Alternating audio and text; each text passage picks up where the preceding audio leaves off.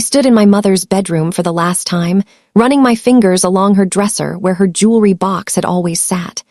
The wood was smooth under my fingertips, worn down by decades of her hands touching the same spot every morning. The cancer had taken her 3 months ago, but sometimes I still forgot she was gone. I'd reach for my phone to call her, then remember. The grief would hit me fresh every single time, like a wave that knocked me down just when I thought I was learning to breathe again. My sister Rachel stood by the window, arms crossed, looking impatient as she stared at her phone. Dad had asked us to go through Mom's things together, said it would be good for us to do it as a family. But Rachel kept checking her messages every few minutes, her jaw tight with barely concealed irritation. I picked up Mom's favorite scarf, the blue silk one she wore to my college graduation 7 years ago.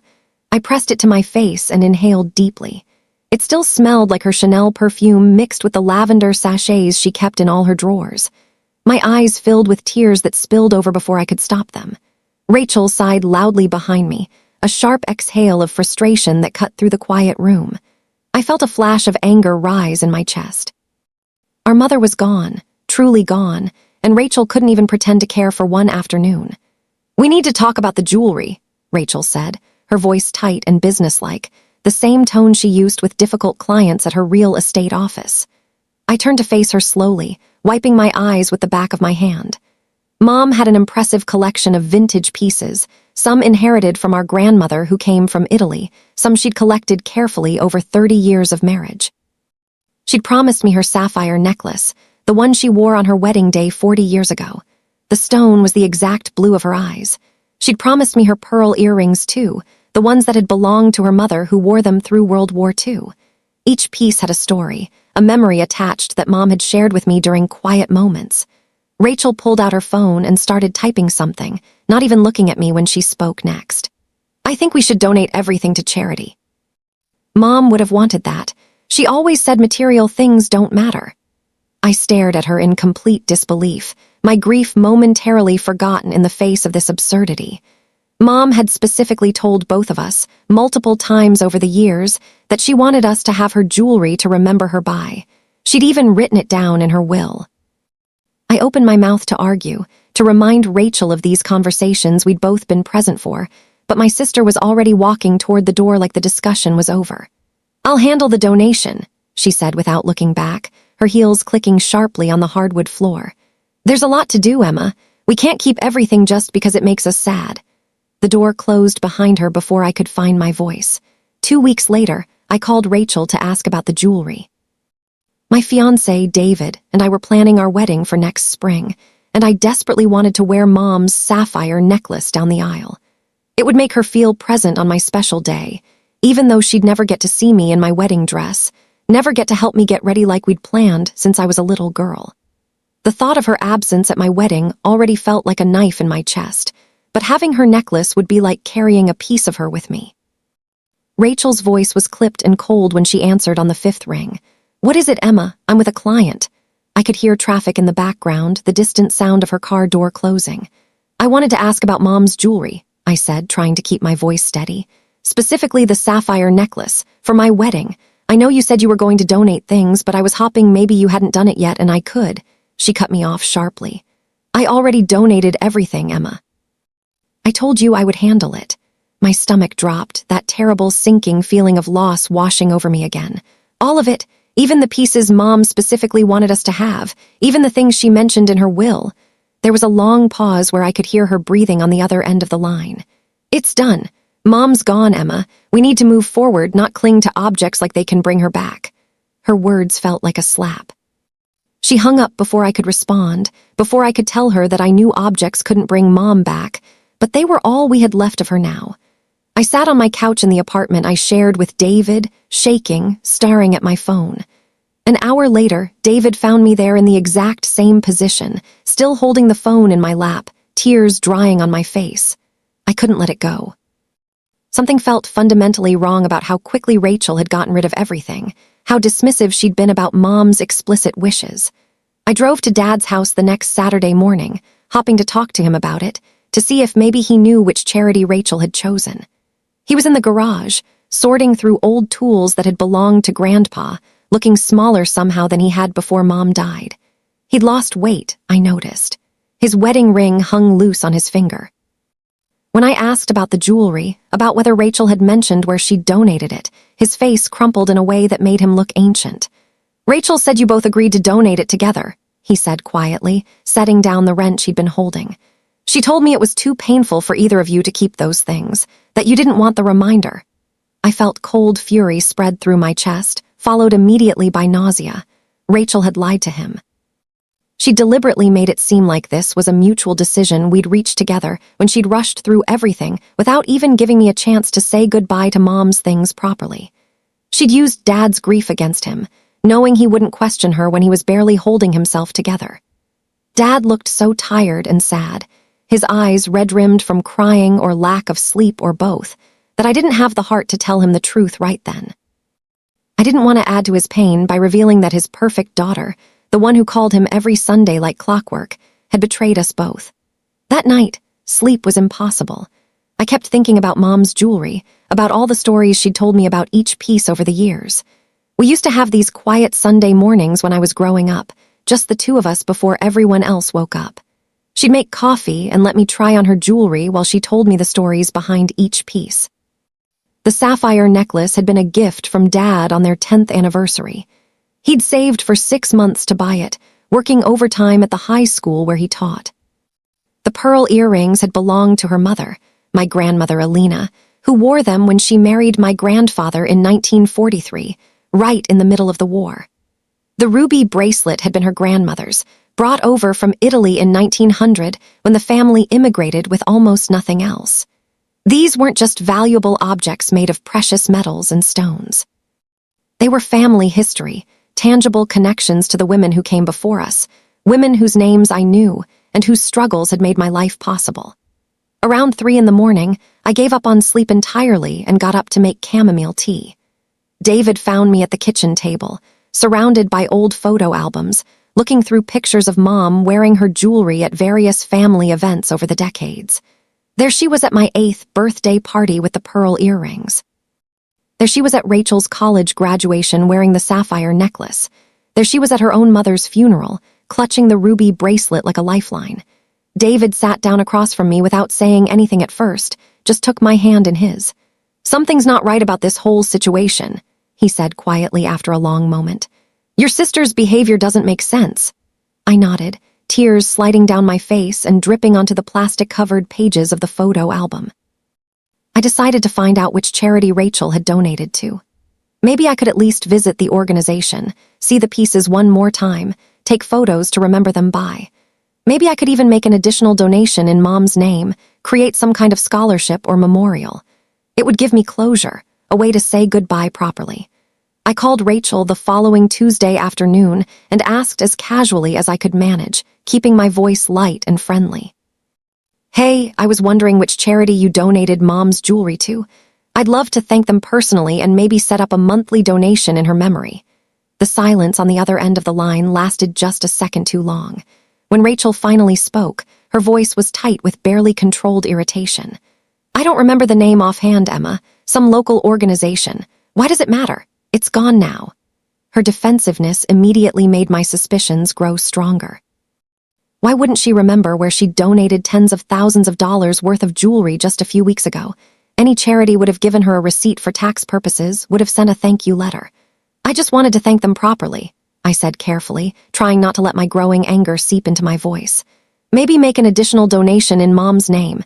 It would make me feel better about everything." Rachel's voice turned sharp and accusatory. "Emma, you need to let this go. You're obsessing over material possessions. It's not healthy. Mom wouldn't want you acting like this." Then she hung up again without saying goodbye, leaving me staring at my phone in disbelief. I sat there for a long moment, my heart pounding in my chest, hands shaking slightly. She was hiding something. I could feel it in my bones, in my gut, in every instinct I had. The next day, I did something I'm not proud of. I logged into the estate lawyer's online portal using the password Dad had given me months ago when we were handling Mom's will. My hands shook as I navigated to the documents section, feeling guilty, but driven by a need to know the truth. I found the detailed inventory list Mom had made of her jewelry for insurance purposes 3 years before she got sick, back when everything was still normal. She'd been so organized, so thorough. Each piece was listed with a description, estimated value, and the story behind it written in her neat handwriting.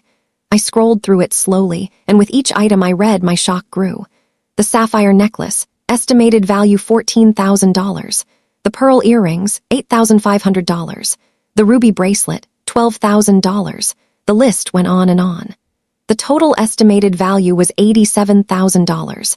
I had to read that number 3 times before it fully registered. $87,000. I felt physically sick, had to run to the bathroom where I dry heaved over the toilet. That much money could have changed my life, could have paid for my entire wedding, could have been a down payment on a house for David and me, could have helped both Rachel and me start our futures. But more than the money, so much more than the money, I was angry about the loss of the memories, the severing of connection to Mom and to all the women in our family who'd owned these pieces before her. I took screenshots of everything with trembling hands and emailed them to my personal account. I needed proof of what had existed, what Rachel had so carelessly thrown away. I started searching online obsessively, half hopping and half dreading what I might find. I checked local charity websites first, searching for any mention of jewelry donations or Mom's name. Nothing.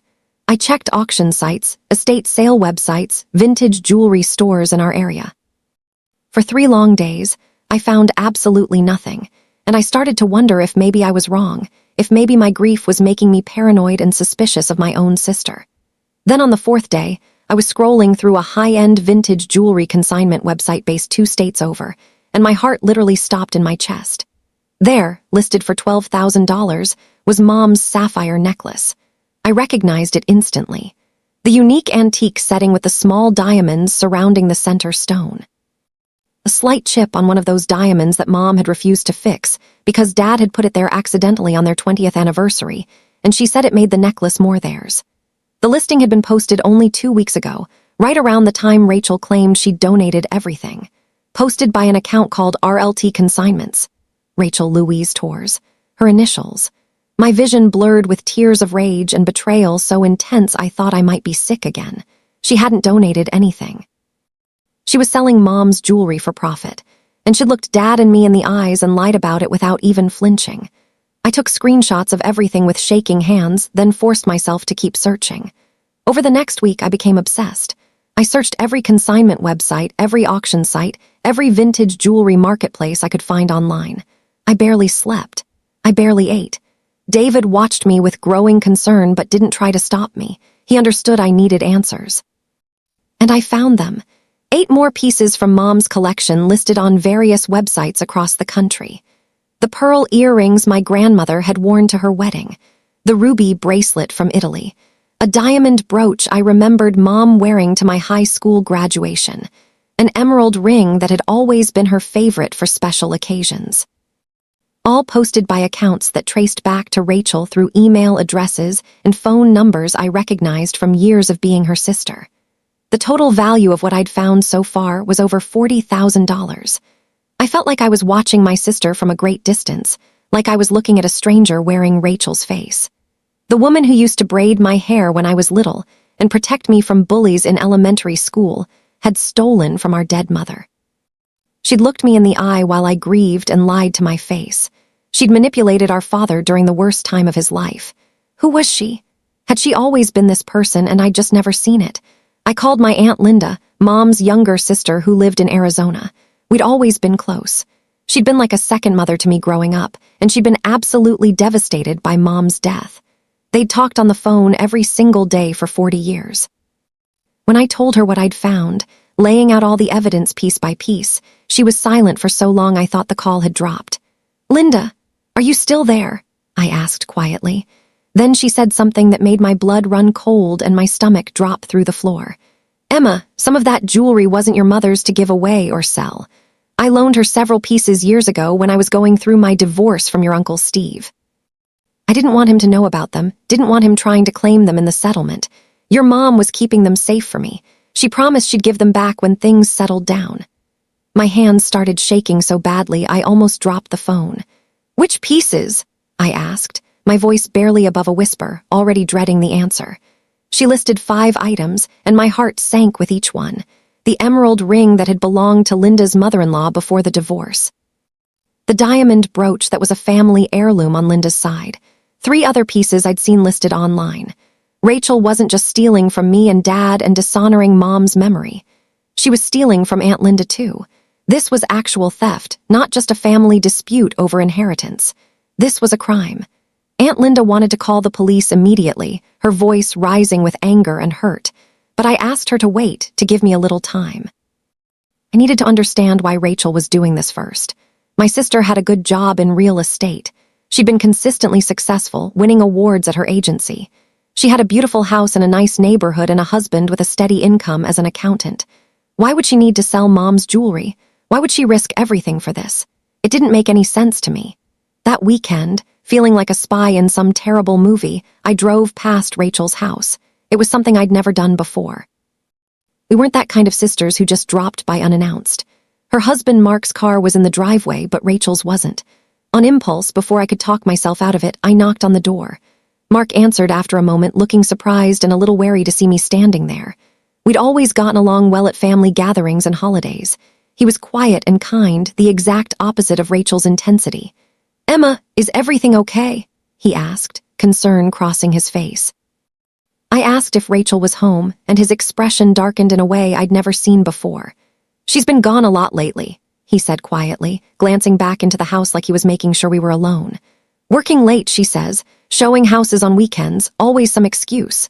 Something in his tone, the bitterness and doubt there, made me think he didn't believe her excuses anymore. I took a chance, knowing I might be crossing a line I couldn't uncross. "Mark, has Rachel seemed stressed about money lately?" "More than usual." His face changed immediately, became guarded and defensive. He started to close the door, and I thought I'd made a terrible mistake. Then he stopped, his shoulders slumped. "Why are you asking me this, Emma?" he said tiredly. I debated lying, making up some excuse, then decided he deserved the truth. He was family too. I told him everything. About the jewelry Mom had wanted us to have. About Rachel's lies to Dad and me. About the listings I'd found online, the evidence I'd collected. About Aunt Linda's pieces that Rachel had no right to sell. As I spoke, I watched his face transform from confused to shocked to devastated to angry. When I finished, he stood there in the doorway shaking his head slowly like he couldn't believe what he was hearing, but somehow wasn't completely surprised either. "The gambling," he said finally, more to himself than to me, his voice hollow. "I thought she'd stopped. She promised me she'd stopped." My whole body went cold. "Gambling?" The word came out as barely a whisper. Mark looked at me with devastated eyes that held years of secrets and pain. "You didn't know?" he asked. I shook my head mutely. He glanced around the quiet street, then stepped back and opened the door wider. "You should come inside. There's a lot you don't know about your sister." Over the next hour, sitting in Rachel's pristine living room that looked like something from a magazine, Mark told me everything.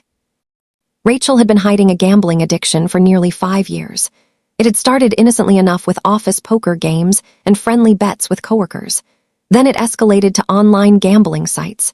Then weekend trips to casinos that she claimed were work conferences or girls' trips. 2 years ago, Mark had discovered she'd drained their joint savings account. Over $40,000 gone. Money they'd been saving to start a family, to buy a bigger house, to build a future together.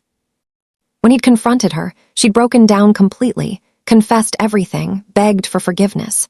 She'd gone to therapy twice a week for 6 months. She joined Gamblers Anonymous and attended meetings religiously. She'd promised him with tears in her eyes that she was done, that she'd never gamble again, that she knew she had a problem and was committed to fixing it. He'd believed her because he loved her, because she was his wife. They'd slowly rebuilt their savings, dollar by painful dollar. Mark had thought they were healing, moving forward, becoming stronger together. But in the past 6 months, right around when Mom got diagnosed with terminal cancer, Rachel had started acting strange again. Secretive phone calls she'd step outside to take. Unexplained absences and vague explanations about where she'd been. Mood swings that went from euphoric to depressed with no middle ground. Mark had finally checked their accounts last week, dreading what he'd find.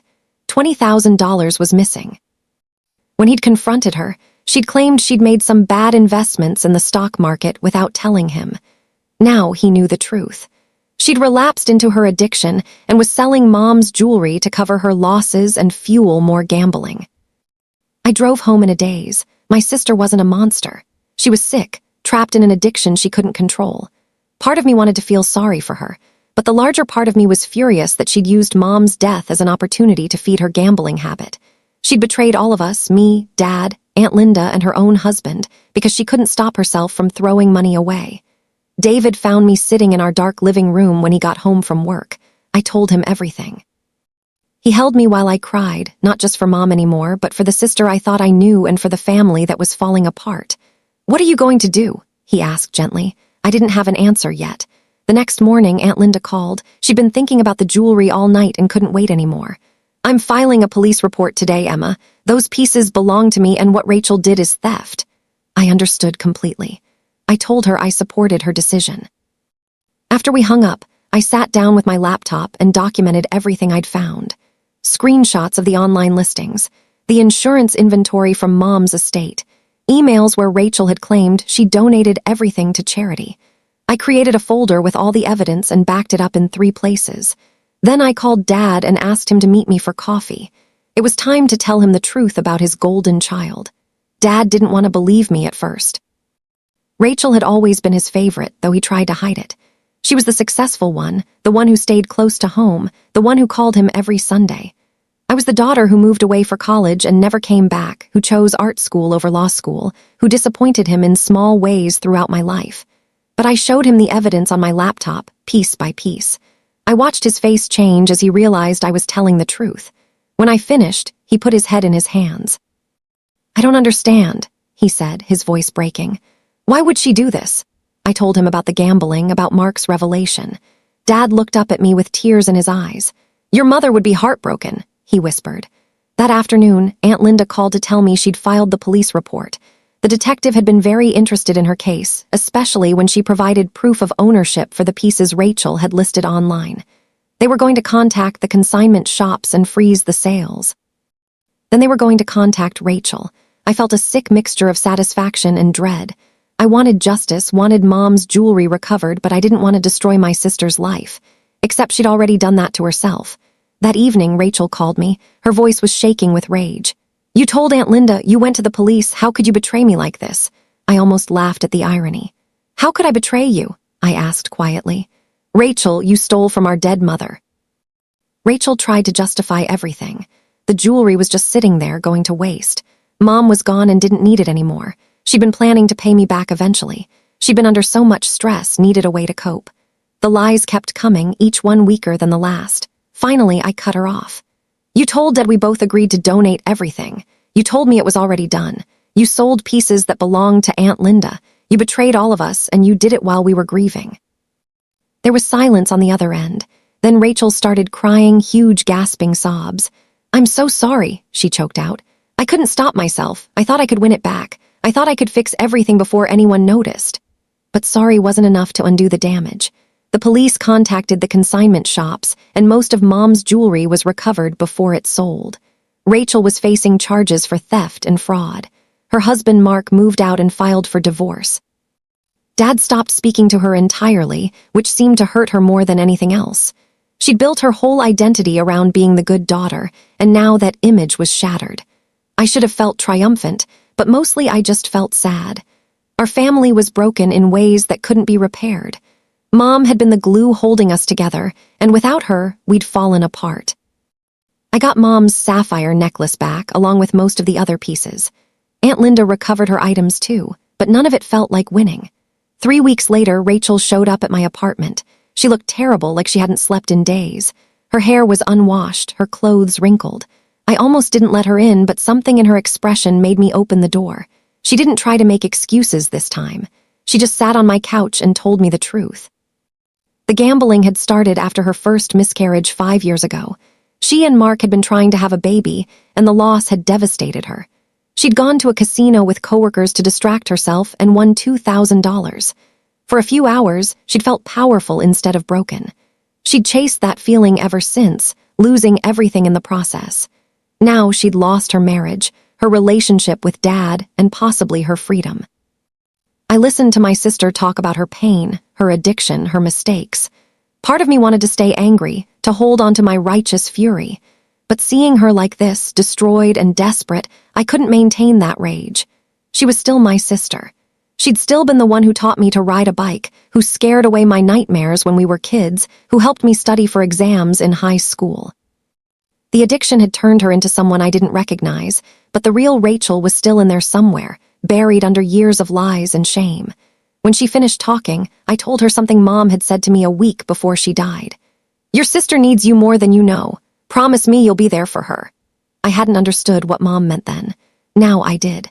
I didn't drop the charges, and I didn't lie to protect Rachel from the consequences of her actions. But I did agree to write a letter to the judge explaining her addiction and asking for treatment instead of jail time. I visited her in the court-mandated rehab facility every week. Dad eventually started coming too, though he barely spoke during those visits. Aunt Linda was slower to forgive, which was understandable since Rachel had stolen from her directly. Mark went through with the divorce, but he also wrote his own letter to the judge supporting treatment. Rachel was sentenced to 2 years of probation, 6 months of intensive outpatient treatment, and 500 hours of community service. She had to pay full restitution to Aunt Linda and to the estate for Mom's jewelry. David and I got married the following spring. I wore Mom's sapphire necklace, just like I'd always planned. Rachel wasn't at the wedding. She was still in treatment, working on her recovery, trying to rebuild her life from nothing. Dad walked me down the aisle, and I saw him touch the sapphire around my neck before he handed me over to David. "She would have been so proud of you," he whispered. I nodded, unable to speak past the lump in my throat. During the reception, Aunt Linda pulled me aside and gave me a small box. Inside was the pearl earrings that had belonged to my grandmother. "Your mother would want you to have these," she said, "for being brave enough to do the right thing, even when it was hard." I hugged her tight, crying into her shoulder.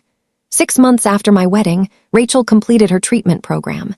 She'd lost her real estate license temporarily and was working as a receptionist at a dental office. She'd found a small apartment and was attending Gamblers Anonymous meetings 5 times a week. She'd paid back half of what she owed to Aunt Linda and was on a strict payment plan for the rest. When she called to ask if we could meet for coffee, I agreed. We sat across from each other in a quiet cafe, and for the first time in over a year, I saw something like hope in her eyes. "I can't take back what I did," she said. "I can't give you back the time we lost or undo the pain I caused, but I'm trying to become someone Mom would recognize again, someone worthy of being your sister." It's been 2 years now since Mom died. Rachel and I meet for coffee every few weeks. The conversations are still sometimes awkward, still weighted with everything that happened, but we're rebuilding slowly, carefully. Dad has started speaking to her again, though their relationship will never be what it was. She'll always be the daughter who stole from the family, just like I'll always be the daughter who turned her in.